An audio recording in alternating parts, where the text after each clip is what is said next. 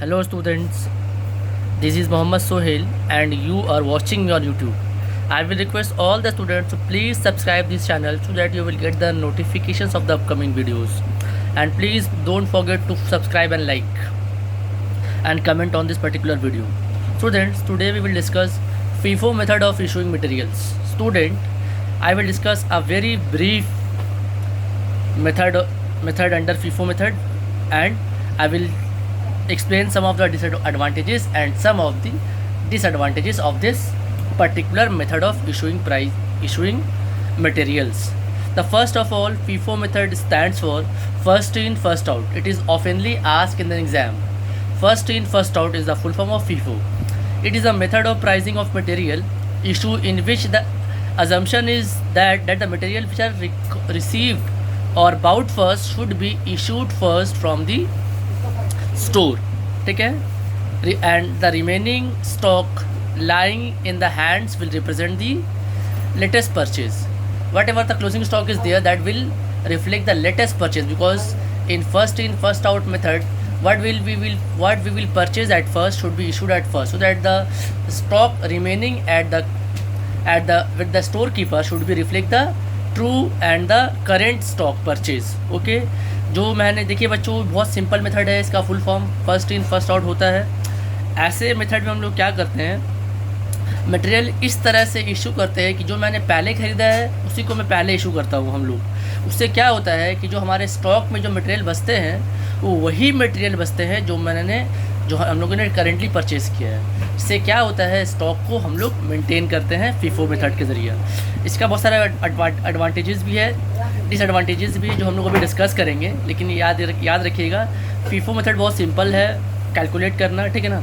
और जो भी इस मेथड को अगर हम लोग यूज़ करते हैं, जो स्टॉक जो लाइंग मतलब जो स्टॉक बच जाता है वो क्या रिफ्लेक्ट करता है बच्चा, लेटेस्ट परचेज, जो मैंने आखिरी बार परचेज़ किया, मतलब बहुत करेंटली परचेज़ किया, उसी को ये रिफ्लेक्ट करता है.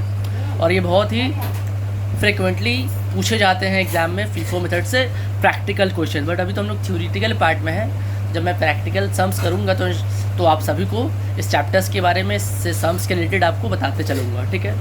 अब बच्चों आते हैं हम लोग एडवांटेजेस में. This method is simple and understand and easy to operate. ये बहुत ही सिंपल मेथड है और इसे समझना भी बहुत आसान है, क्योंकि जो पहले इशू होता है वही पहले परचेज़ होता है वही पहले इशू होता है, ठीक है. जो भी हम लोग पहले लाएंगे उसी को हम लोग क्या करेंगे, पहले इशू करेंगे, ठीक है. और बहुत ही आसान तरीके से मेथड को हम लोग ऑपरेट करते हैं. दूसरा सबसे बड़ा एडवांटेज है कि this method is particularly suitable for slow moving. ऐसे गुड्स वो स्लो मूविंग है जिससे हम लोग को जैसे लगा जो गुड्स डैमेज हो जाएगा, जो है ना, जो मतलब मान लीजिए पेरिशेबल गुड्स है या फिर कोई भी ऐसे गुड्स जिसका डैमेजेस होने की चांसेस ज़्यादा है, इस केस में ये सूटेबल मेथड है. This method is suitable for slow moving product और स्लो मूविंग बल्कि materials with high unit cost, और जिसका प्राइस बहुत ज़्यादा होता है. तो ऐसे मेथड में, ऐसे गुड्स के लिए ये मेथड सबसे ज़्यादा सूटेबल है. तीसरा सबसे बड़ा एडवांटेज है, ये बहुत ही यूज़फुल मेथड है जहाँ पे ट्रांजैक्शंस ज़्यादा नहीं होते हैं. And prices of material are stable. Prices of material क्या है, स्टेबल है, मतलब उसको वो ज़्यादा फ्लक्चुएट नहीं करता है. हाँ, ज़्यादा फ्लक्चुएट नहीं करते हैं, ठीक है. डिसएडवांटेजेस, इसका सबसे बड़ा डिसएडवांटेज ये है कि द इशू प्राइस में not reflect current economic value. इससे हम लोग को जो करेंट प्राइस है, करेंट इकोनॉमिक वैल्यू को हम लोग डिटरमाइन नहीं कर सकते बाय यूजिंग दिस मेथड. दूसरा सबसे बड़ा प्रॉब्लम है कि frequent purchase at different price में कैलकुलेशन बहुत, जब बार बार लगातार फ्रीक्वेंटली परचेज होगा तो ऐसे वक्त में, इस टाइम में कैलकुलेशन करना बहुत ज़्यादा कॉम्प्लिकेटेड हो जाता है, ठीक है बच्चों. एंड तीसरा सबसे बड़ा जो ड्रॉबैक्स है इस मेथड का वो ये है कि वन जॉब, देखिए, तो comparison of one job with another job is difficult because the price of an use, ठीक है ना. मतलब कंपैरिजन मुश्किल है, वह एक जॉब से दूसरे जॉब के बीच में जो हम लोग कंपैरिजन करते हैं प्राइस का, that is very difficult to at the time of comparison, ठीक है. ये बहुत ही डेंजरस और बहुत ही बड़ा डिसएडवांटेज है इस मेथड का कि in case of raising prices the effect of current market price is not reveal.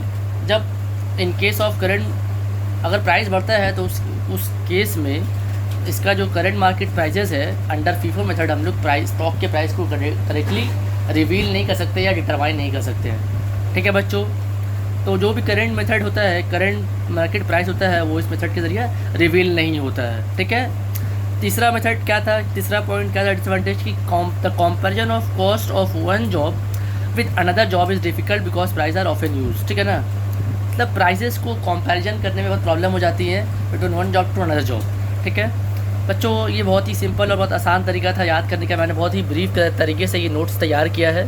I hope ये नोट्स आपको बहुत हेल्प करेगा आपके एग्ज़ाम पर्पज़ के लिए और आपके खुद के स्टडी पर्पज़ के लिए। और ये नोट्स बहुत ही ब्रीफली मैंने तैयार किया है, तो आई होप आप सभी को ये वीडियो समझ में आया होगा। इफ़ अगर आपको किसी पॉइंट में डाउट है तो प्लीज़ इस वीडियो के नीचे कमेंट करें ताकि मैं उस डाउट्स को क्लियर करने की कोशिश करूं। ओके, आई होप आप लोग सभी सेफ़ होंगे, घरों पे होंगे। प्लीज़ सेफ़ घर पे ही रहें।